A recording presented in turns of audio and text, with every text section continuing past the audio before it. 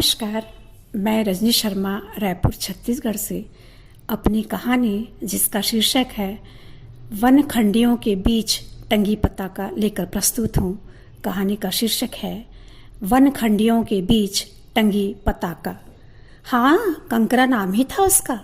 बड़े कंकर सी उसकी आँखें, कंकर शिला के बीच झांकते धूप सी उसकी रंगत और कंकरा देह यानी मजबूत कद काठी की स्वामिनी। उसको तो वनों के भीतर बिना रुके मीलों चलने का हुनर विरासत में ही मिला था और इसी हुनर से उसने अपने जीवन जीने का एक अलग ही सलीका ईजाद कर लिया था। बस्तर के कांकेर शहर नाम तो सुना ही होगा ना आपने। हाँ, कांकेर के जंगलों के चप्पे चप्पे से उसकी दोस्ती थी। कंकरों को हाथ से छूकर, कभी सूंघकर, कभी बजाकर वह पल भर में बता देती थी कि अमुक कंकड़ अमुक स्थान का है। अलसुबह चिड़ियों की टेर से उड़ जाती और मुंह में दातुन दबाए वह चल पड़ती भीतर जंगलों की ओर। वनोपज ही तो आदिवासियों के जीवन यापन का मुख्य स्रोत रहा है ना, यह कहना तो गलत नहीं है ना।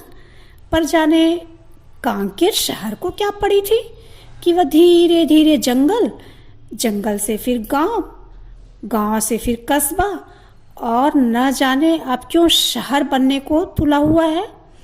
कंकरा को आज तक यह बात समझ में नहीं आई। भाई वह तो पढ़े लिखों के आगे मति मंद बनकर ही खुश थी। उसे तो सागौन, साल, शीशम, महुआ, तेंदू, चार, हाँ जिसे चिरौंजी भी कहते हैं, कि सहचरी बनना ही सुहाता था। कांकेर शहर था ही ऐसा, पर अब इसमें शहर वाली मसों यानी हल्की मूछ इस शहर के चेहरे पर उगने लगी थी।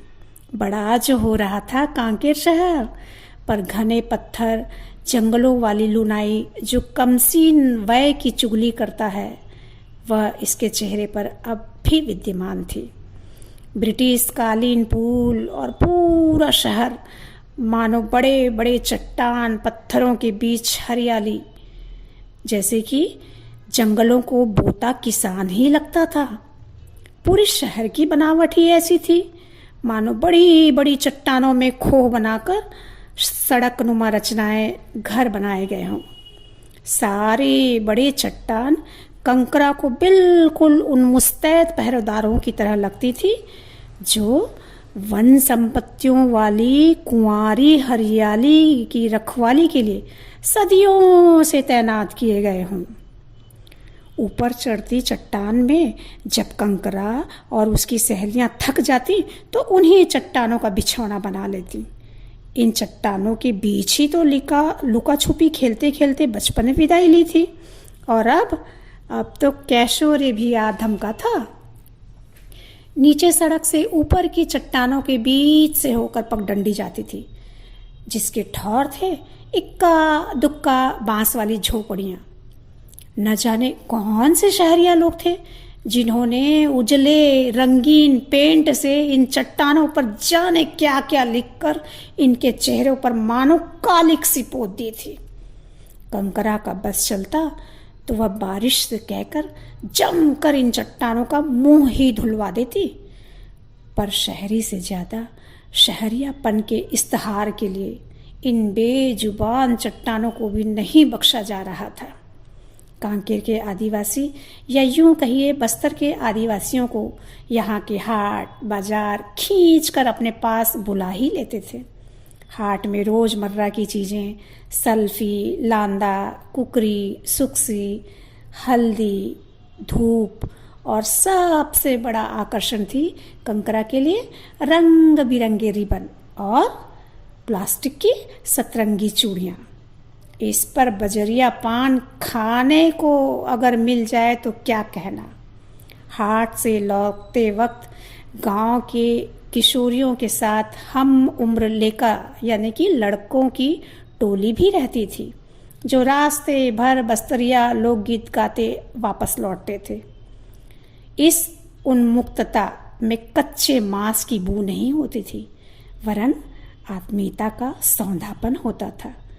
सिर पर बांस का गप्पा, बड़ी टोकनी लेकर कंकरा को अचानक किसी की आवाज़ सुनाई दी। कौन गाँव चो आशीष लेकी? कौन गांव की हो लड़की? तू क्या खाया है? तुझे क्या है? वज्र कंकर सी आंखों को ततेर दी कंकरा ने उल्टे ही प्रश्न दाग दिया। प्रश्न करते वक्त उस कोयलू की आंखों का मौसम मानो कंकरा को आमंत्रण दे रहा था। क्या आमंत्रण दे रहा था? अगर मुझे जानना है तो भीतर तक आओ। अब यह आंखों का संप्रेषण जो कभी इस चट्टान तो कभी उस चट्टान के बहाने परवान चढ़ता ही गया। सुइयों के पांव लगाए वक्त हर पल चलता ही रहता है ना। मड़ई के बाद दोनों की सगाई की घोषणा हो चुकी थी। कंकरा ने अपने लिए नई झोपड़ी के लिए उस पहाड़ी के पास बड़ी चट्टानों की ओट में एक सुंदर सी जगह तलाश ली थी, जहां मौसम की गिलौरी जंगल के मुंह में हमेशा ही दबी रहती थी। उस जगह को उसने पसंद कर लिया था। तैयारी भी शुरू हो चुकी थी। महुआ, चार, चिरौंजी, बोबो, फन्नस, हाँ जिसे कटहल भी कहते हैं, की व्यवस्था होनी अभी बाकी थी। पर जाने क्यों पिछले कई माह से छुटपुट धमाकों की आवाज़ सुनकर अचानक कंकरा चौंक जाया करती थी। ये ब्लास्ट चट्टानों को तोड़ने के लिए किए जा रहे थे। चट्टानों को चूरा चूरा करके, जंगल साफ करके इस षड्यंत्र में, इस खेल में लगभग गांव के अधिकांश लोग शामिल हो चुके थे। सुना था जिनका घर चट्टानों के पास होगा उसे मुआवजा मिलेगा। कंकरा हताश, हैरान, परेशान। भला कोई चट्टान भी बेचता है क्या? यह वसुधा, यह जंगल तो हमारी अपनी है। अपने तन को भला, अपनी माँ को भला कोई कैसे बेच सकता है? पूरा गांव बासा छोड़ यानी कि घर छोड़ने वाले बन चुके थे। कागजों के दफ्तर में अपना अंगूठा लगाए जा रहे थे। कंकरा के घर के आसपास का पूरा इलाका खाली हो रहा था। उसे आज कोयलू के साथ आंगादेव के मंदिर जाना था। अलसुबह ही गोंदा के फूल को खोपा यानी जूड़े के बाईं ओर खोजकर अपनी ककनी के छिलाव में उसने अपने आप को देखा। अपनी छवि देखकर खुद ही मोहित हो गई। फिर कोयलू की आंखों ने जब इसकी पुष्टि की तो वह जंगली टेसू सी कंकरा लाल हो चली।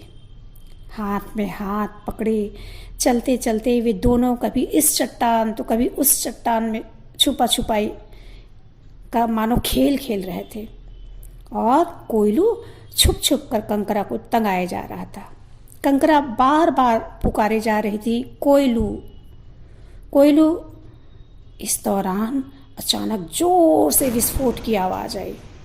कंकरा की आंखों से खून उबलने लगा। चट्टान के साथ लहू में सने कोयलू के शरीर के टुकड़े टुकड़े हो चुके थे। उसके चिथड़े बिखर चुके थे। कोयलू अब कंकड़ कंकड़ हो चुका था। बिना चेतावनी के डायनामाइट लगाया गया था। उन्हीं से अनभिज्ञ होकर उन्हीं चट्टानों के पीछे कोयलू जा छुपा था। कोयलू को भला क्या पता था कि कंकरों के शहर कांकेर में ही उसके देह के कंकर कंकर यानी कि टुकड़े टुकड़े हो जाएंगे। यह अनभिज्ञता ही उसे उनके पीछे ले गई थी। वह हमेशा हमेशा के लिए कंकरा की नज़रों से छिप चुका था। कंकरा साक्षात जड़ शिला हो गई थी। उसके सारे देहाती सपनों का इतना भयावह रक्त रंजित अंत होगा, भला उसे क्या पता था। पूरा गांव खाली हो चुका था। पर ऊपर की पहाड़ी पर जहाँ चट्टानों के बीच वनखंडियाँ हैं ना, वहाँ एक पताका आज भी लहराती है। वहाँ रहता कोई नहीं है, पर वहाँ वनखंडियों के बीच आज भी जाने कौन पताका लहराता दिखता है। कंकरा कहाँ गई किसी को नहीं मालूम, पर लोग कहते हैं कि पताका लिए वनखंडियों के बीच कंकरा की ही काया है। जो आज भी कण कण में विद्यमान है और सदियों तक रहेगी। उन वनखंडियों के बीच लहराती पताका और आसपास के चट्टान इसके साक्षात गवाह हैं कि यह चट्टान कोयलू और कंकरा के खून से लहूलुहान है। पर अब इन वनखंडियों, इन चट्टानों पर इश्तहार लिखकर इनके चट्टानी कुदरती सौंदर्य को विकृत करने का या नैसर्गिक चट्टानों को विज्ञापन के बहाने गंदला करने की जरूरत अब कोई नहीं कर सकता। इन पर ही क्या, सारी नैसर्गिक प्राकृतिक उपहारों को स्वार्थ के रैपर में लपेटने का काम भी अब कोई नहीं कर पाएगा, कभी भी नहीं कर पाएगा। इन चट्टानों, शिलाखंडियों, वनखंडियों की पहरेदारी में कंकरा के लहू ने चट्टानों पर विज्ञापनों की कालिक को पोंछ तो दिया था। कांकेर के कण कण, कंकर कंकर यही बातें फुसफुसाते हैं। सुना है ना आपने? धन्यवाद।